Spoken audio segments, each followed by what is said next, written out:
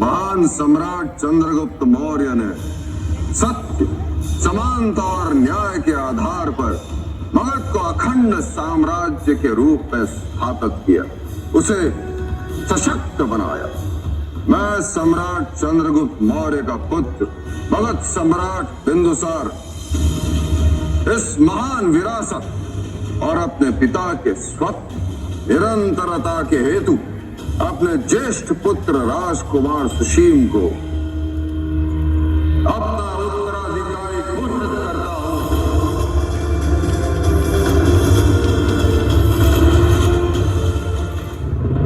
रुक जाइए सम्राट।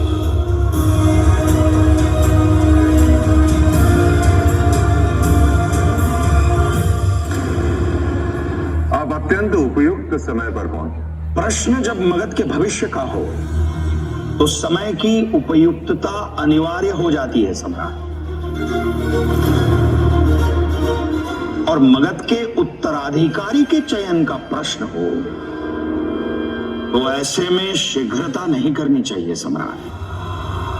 आप न केवल मेरे बल्कि मेरे महान पिताश्री के भी मार्गदर्शक रहे। मैं आपकी किसी भी बात की उपेक्षा नहीं कर सकता। यदि आपको कोई भी शंका हो तो आप निसंकोच पूछें। मैं तो केवल आपको यह बताने के लिए आया हूं कि आपका एक और पुत्र भी है जो मगध का उत्तराधिकारी बनने योग्य है। आप होते कौन है मेरा अभिषेक रोकने वाले? सुशील,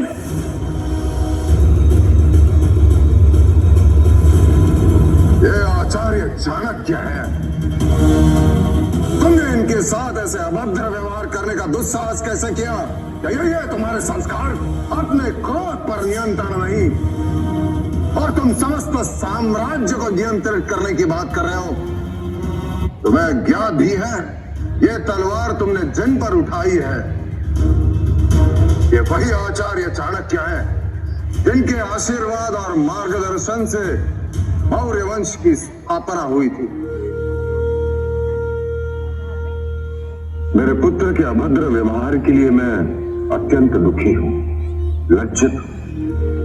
उसके लिए मैं आपसे क्षमा मांगता हूं। ये क्या कर रहे हैं आप सम्राट? कुछ भी अकारण नहीं होता सम्राट। यदि आज इतना महत्वपूर्ण निर्णय टल गया है तो इसके पीछे भी नियति का कोई रहस्य अवश्य होगा।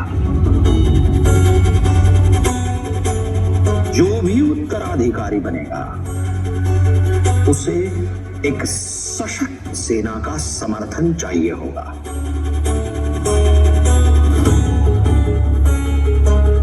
कि हम अभी से ही एक योग्य सेनापति की नियुक्ति कर दें। उचित कहा आपने आज, और इसके लिए मैं जिसका नाम प्रस्तावित करने वाला हूं मुझे विश्वास है आप भी उससे सहमत हों।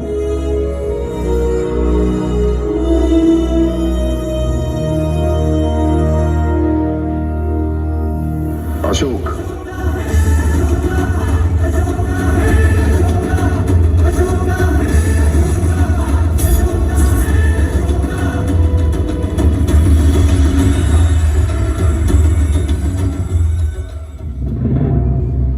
अशोक के सेना